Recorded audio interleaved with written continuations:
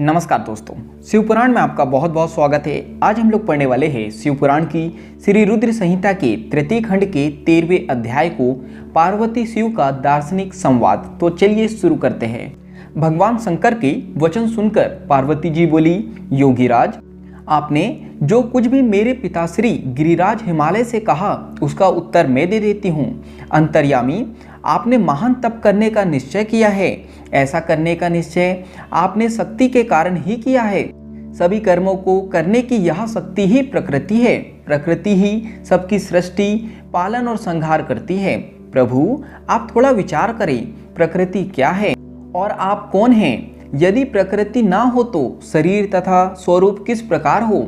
आप सदा प्राणियों के लिए वंदनीय और चिंतनीय हैं। यह सब प्रकृति के कारण ही है। पार्वती जी के वचनों को सुनकर उत्तम लीला करने वाले भगवान शिव हंसते हुए बोले, मैं अपने कठोर तप द्वारा प्रकृति का नाश कर चुका हूँ।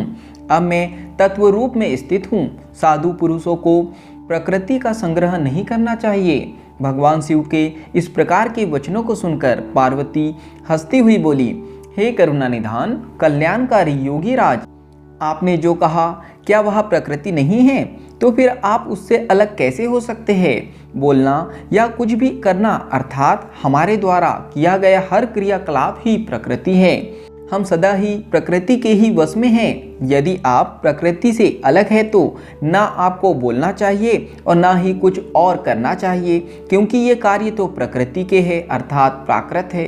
भगवान, आप हंसते, सुनते, खाते, देखते और करते हैं, वह सब भी तो प्रकृति का ही कार्य है। इसलिए व्यर्थ के वाद विवाद से कोई लाभ नहीं है। यदि आप वाकई प्रकृति से अलग है तो इस समय यह तपस्या क्यों कर रहे हैं? सच तो यह है कि आप प्रकृति के वश में हैं और इस समय अपने स्वरूप को खोजने के लिए ही तपस्या में लीन रहना चाहते हैं। योगीराज, आप किस प्रकार की बातें कर रहे हैं? थोड़ा विचार कर कहे।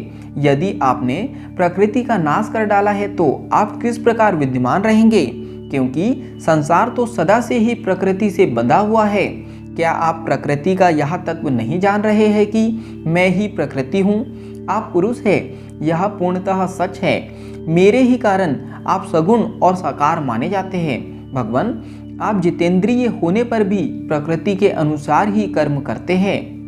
हे महादेव, यदि आप यही मानते हैं कि आप प्रकृति से अलग है तो आपको मेरी किसी भी सेवा से और किसी भी प्रकार से डरना नहीं चाहिए। पार्वती के मुख से निकले सांख्य शास्त्र में डूबे हुए वचन सुनकर भगवान शिव निरुत्तर हो गए। तब उन्होंने पार्वती जी को अपने दर्शन और सेवा करने की आज्ञा प्रसन्नतापूर्वक प्रदान कर दी। तत्पश्चात भगवान शिव पर्वतराज हिमालय से बोले, हे गिरिराज हिमालय, मैं तुम्हारे इस शिखर पर तपस्या करना चाहता हूँ। कृपया मुझे इसकी आज्ञा प्रदान करें। देवाधिदेव भगवान शिव के इस प्रकार के वचनों को सुनकर गिरिराज हिमालय दोनों हाथ जोड़कर बोले, हे महादेव, यह पूरा संसार आपका ही है। सभी देवता, असुर और मनुष्य सदैव आपका ही पूजन और चिंतन करते हैं। मैं आपके सामने एक तुच्छ मनुष्य हूँ। भला मैं आपको किस प्रकार आज्ञा दे सकता हूँ? प्रभु, यह आपकी इच्छा है। आप जब तक यहाँ निवास करना चाहते हैं कर सकते हैं। गिरिराज के इन वचनों को सुनकर भगवान शिव मुस्कुराने लगे और आदरपूर्वक हिमालय से बोले, अब आप जाइए। अब हमारी तप करने की इच्छा है। तुम्हारी कन्या नित्य आकर मेरे दर्शन कर सकती है और मेरी सेवा करने की भी मैं उसे आज्ञा देता हूँ। लोक कल्याणकारी भगवान शिव के इन उत्तम वचनों को सुनकर हिमालय और पार्वती जी बहुत प्रसन्न हुए। उन्होंने त्रिलोकीनाथ भगवान शिव को नमस्कार किया और अपने घर लौट गए।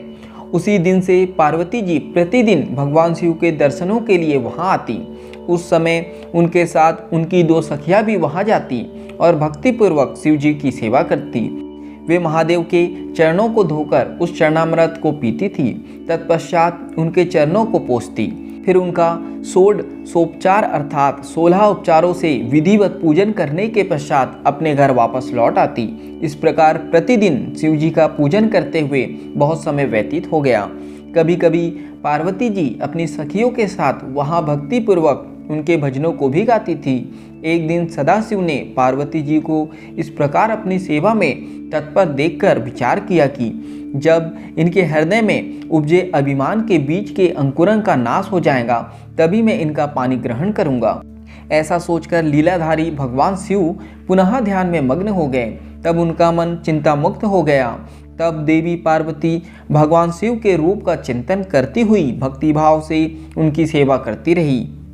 तब देवी पार्वती भगवान शिव के रूप का चिंतन करती हुई भक्ति भाव से उनकी सेवा करती रहती। भगवान शंकर भी शुद्ध भाव से पार्वती को प्रतिदिन दर्शन देते थे। इसी बीच इंद्र और अन्य देवता व मुनि ब्रह्मा जी के पास पहुँचे। ब्रह्मा जी की आज्ञा से कामदेव हिमालय पर्वत पर गए। सभी देवताओं के कार्य की सिद्धि हेतु काम की प्रेरणा से वे पार्वती शिव का संयोग कराना चाहते थे। इसका कारण यह था कि महापराक्रमी तारकासुर ने ऋषि मुनियों और देवताओं की नाक में दम कर रखा था। उसका वध करने के लिए उन्हें भगवान शिव जैसे पराक्रमी और बलवान पुत्र की आवश्यकता थी।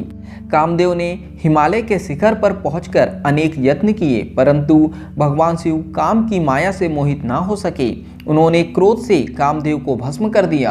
अब शक्ति में ही सामर्थ्य थी कि शिव को मोहित कर वे देवताओं की इच्छा को साकार करती। इसलिए काम के अनग्न होने के बाद जन कल्याण के लिए तथा अपने व्रत को पूरा करने के लिए पार्वती ने मन ही मन शिव जी को पति रूप में पाने का दृढ़ निश्चय कर लिया।